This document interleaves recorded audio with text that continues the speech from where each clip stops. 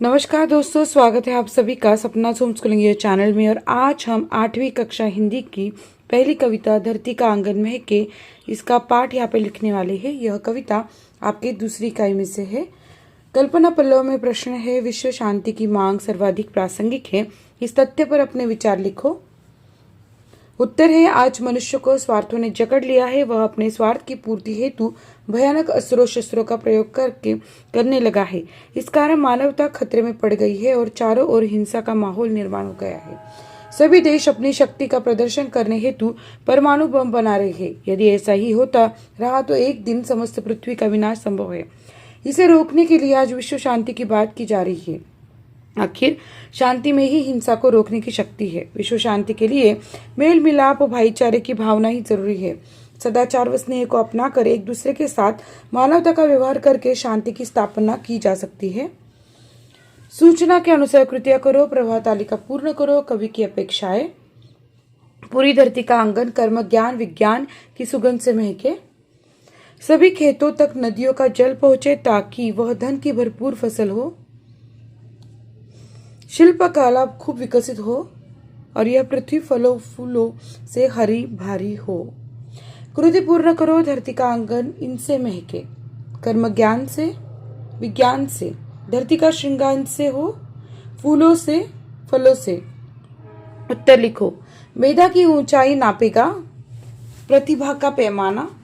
हम सब मिलकर करें जयगान से वसुधा की अर्चना। कृति करो। मानव अंतरिक्ष यान से यहाँ पहुंचा है, चंद्रलोक मंगल ग्रह। भाषा बिंदु। निम्नलिखित शब्दों के समानार्थी शब्द लिखिए तथा उनका वाक्य में प्रयोग कीजिए। शरीर मनुष्य, पृथ्वी, छाती, पथ।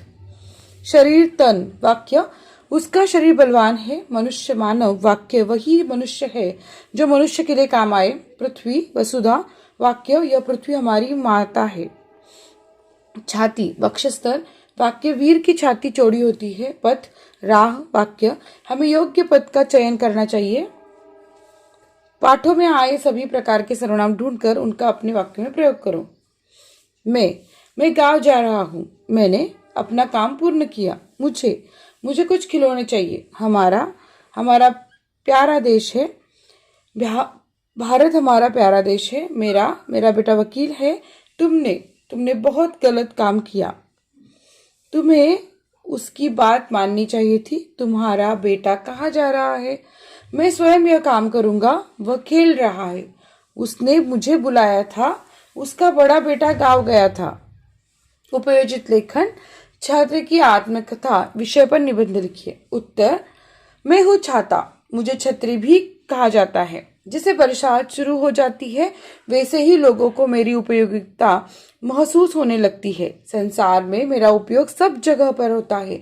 आज मैं कई रूपों में कई रंगों में पाया जाता हूँ। फोल्डिंग के रूप में भी आप मुझे देख सकते हैं। मैं लोगों को बरसात व गर्मी से बचाता हूँ।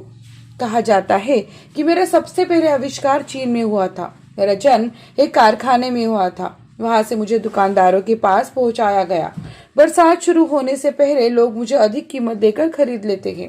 लोगों की सेवा करने में मुझे परम सुख की प्राप्ति होती है। इंग्लैंड की महारानी विक्टोरिया भी मेरा इस्तेमाल करती थी। यह मेरे लिए बहुत ही आनंद की बात है। जिस प्रकार मेरे जीवन में हर्ष है वैसे ही मेरे जीवन में दुख भी है। कुछ लोग मेरा प्रयोग ठीक से नहीं करते हैं। कुछ लोग मुझे लापरवाही से पटक देते हैं।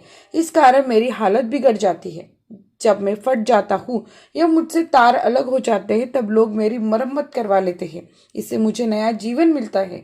स्वयं धूप और वर्षा सहकर दूसरों की रक्षा करना यही मेरा परम कर्तव्य है। आखिर अपने कर्तव्य का पालन करना मेरा परम कार्य है।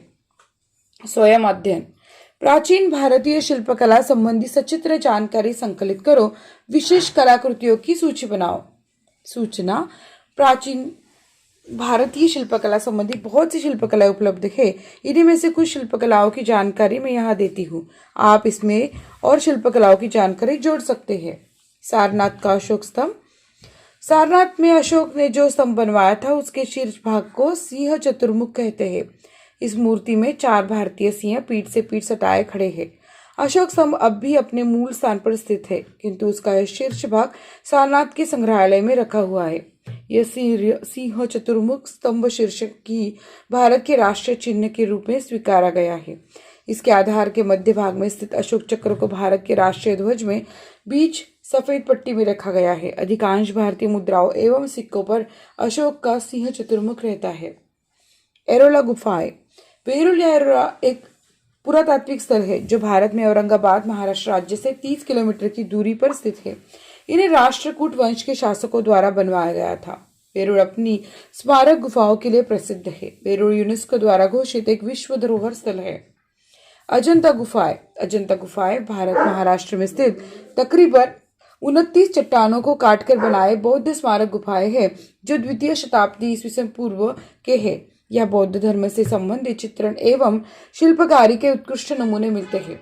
ये गुफाएं अजंता नामक गांव के पास स्थित है जो ही महाराष्ट्र के औरंगाबाद जिले में है। अजंता गुफाएं सन 1983 से यूनेस्को का विश्व धरोहर स्थल है। औंढा नागनाथ। औंढा नागनाथ मंदिर महाराष्ट्र राज्य के हिंगोली जिले में स्थित है। यह एक प्राचीन शिव मंदिर है। मान्यता है कि एक समय यह मंदिर 7 मंजिला था और बहुत ही भव्य था, लेकिन हिंदू धार्मिक स्थलों का विनाश करने वाले शासक औरंगजेब की सेना ने इस मंदिर को उद्ध्वस्त कर दिया। तब केवल इसका निचला हिस्सा ही बचा था। इसके बाद इस ढांचे के ऊपर ही देवगिरी के यादवों ने इस मंदिर का जीर्णोद्धार कराया, इसलिए मंदिर का निचला हिस्सा और ऊपर का हिस्सा अलग अलग दिखते हैं। धन्यवाद दोस्तों, आप सभी जो हमें इतनी सहायता करते हैं इसके लिए। अगर आपको यह वीडियो अच्छा लगता है तो जरूर इस वीडियो को लाइक कीजिए, चैनल को सब्सक्राइब कीजिए, यह वीडियो अपने दोस्तों में शेयर कीजिए ताकि उनको भी यह लाभ हो सके।